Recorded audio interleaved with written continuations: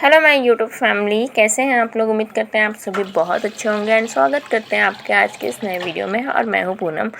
So guys, यह vlog की शुरुआत हो रही है शाम करीबन 5 बजे से। सो यहाँ पे मैं बना रही हूँ शाम की चाय और बढ़िया आज है बारिश वाला मौसम और बढ़िया गर्मा गर्म चाय। सो बारिश ने तो बिल्कुल 2-3 दिनों से कंटिन्यू बारिश लगी हुई है। थोड़ा थोड़ा 2 बजता है 3 बजता है बारिश शुरू हो जाती है। और बारिश भी ऐसी शुरू होती है कि बिल्कुल ज़ोरों की बारिश शुरू होती है।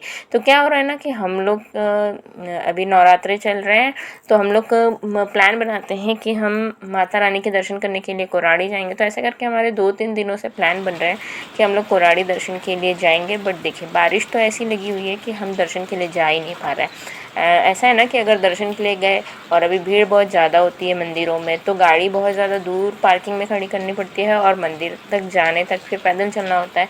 सो बारिश अगर आती है तो फिर दिक्कत हो जाती है, बच्चे भी साथ में रहें तो और दिक्कत हो जाती है।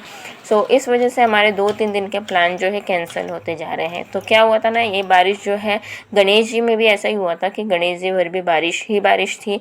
तो हम लोग भी गणेश जी घूमने के लिए जाने के प्लान बनाते बनाते वो प्लान तो रह ही गया। सो फिर चाय वगैरह होने के बाद मैंने डिनर की तैयारी भी कर ली है। तो आज मैं बना रही हूँ सिंपल सा गोभी वाला पुलाव। सो उसमें कुछ नहीं डाला है मैंने, सिर्फ कुछ खड़े मसाले डाले हैं जो पुलाव में हम डालते हैं। जैसे हो गया दालचीनी, लाल मिर्च, काली मिर्च, बड़ी इलायची, जीरा और दालचीनी। सो इन्हें डाला, फ्राई किया और कुछ थोड़ा गोभी रखा हुआ था, फूल गोभी, तो इन्हें डाल के मैंने बढ़िया इन्हें फ्राई कर लिया। और फिर चावल मैंने जो थे ना, और हल्का सा नमक डाला है बस। और चावल को मैंने थोड़ी देर पहले भिगो के रख दिया था, जिससे और भी अच्छे खिले खिले चावल बनते हैं।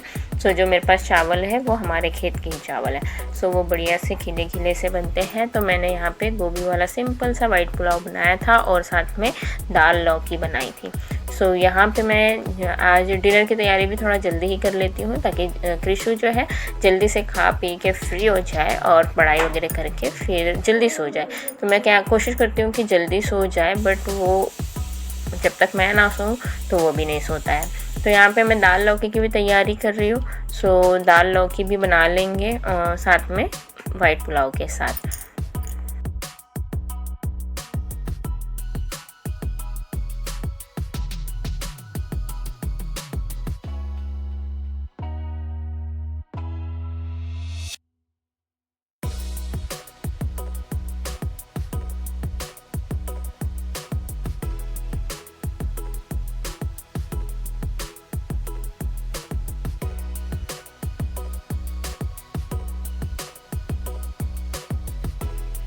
सो यहाँ कपड़े वगैरह निकाल के मैंने ऐसे ही रखे हुए थे, तो उन्हें घड़ी करके तय करके लगा दिए हैं अच्छे से। और कृषु, ये शाम के समय कृषु की साइकिल निकल जाती है, तो थोड़ा सा साइकिलिंग हो जाती है, तो एक्सरसाइज भी हो जाती है कृषु की और मूड भी फ्रेश हो जाता है।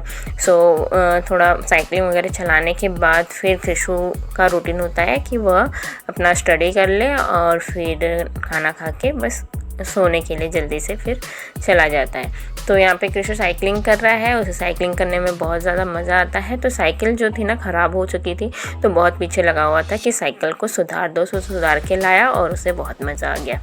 सो फिर निकल चुके थे हम लोग रात के समय ही मार्केट की तरफ। तो इन्हें क्या हो ना, इनके चश्मा बनवाना था, तो हम लोग फिर निकल चुके थे रात को ही कि भाई चश्मा हम बनवा लेते हैं, फिर टाइम नहीं मिल पाता है और फिर रह जाता है कि बहुत दिनों से सोच रहे थे कि बनवाना है और फिर रह जाता है। फिर आ गए हम लोग 27। तो आज है कृषु का बर्थडे और कृषु के बर्थडे के उपलक्ष्य में फिर चाची जी ने भी कहा कि चलो आज कृषु का बर्थडे है तो हम माता रानी के दर्शन भी कराते हैं और नवरात्रि भी चल रही है। सो बहुत अच्छा है दिन फंसा है कृषु के बर्थडे का। तो ऐसा ही होता है कृषु के बर्थडे में, या तो गणेश जी आते हैं या पितृपक्ष चलते हैं या फिर नवरात्रि फंसती है। तो ऐसे ये तीनों कुछ ना कुछ ऐसे फंस जाता है। तो हमने माता रानी के दर्शन वगैरह कर लिए हैं, पास वगैरह ले लिए थे और तो पास लेने की वजह से हमारे दर्शन जल्दी हो गए हैं। अगर अदरवाइज़ हम लोग अगर लाइन में लगते तो हमारे दर्शन जल्दी नहीं हो पाते, बहुत ज़्यादा लंबी लाइन है।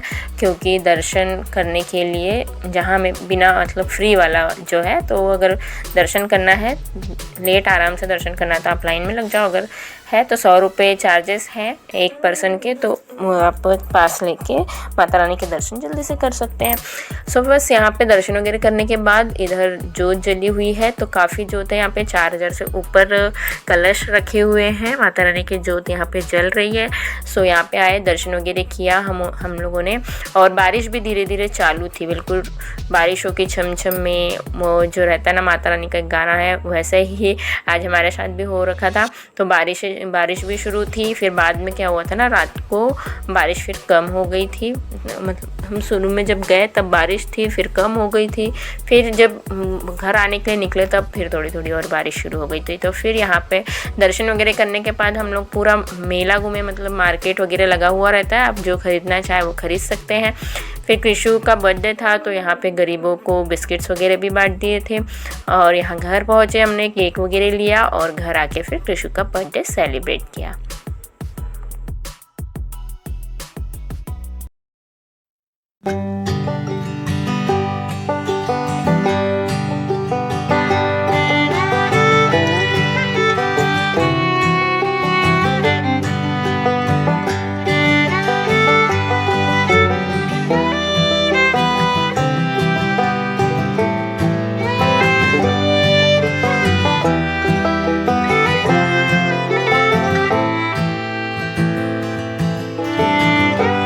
माता रानी के दर्शन करने के बाद आए, यानी माता रानी के दर्शन करके बहुत ही अच्छा लगा, माता रानी के दर्शन करके।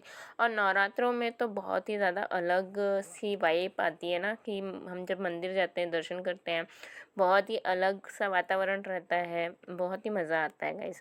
सो बस हम लोगों ने भी ऐसे एंजॉय किया, बढ़िया सी बारिश भी आ रही थी धीरे धीरे, और मंदिर गए और काफ़ी अच्छा लगा, बहुत ही मज़ा आया। फिर शाम को लौटे तो केक वगैरह लाकर फिर कृषु का बर्थडे सेलिब्रेट किया।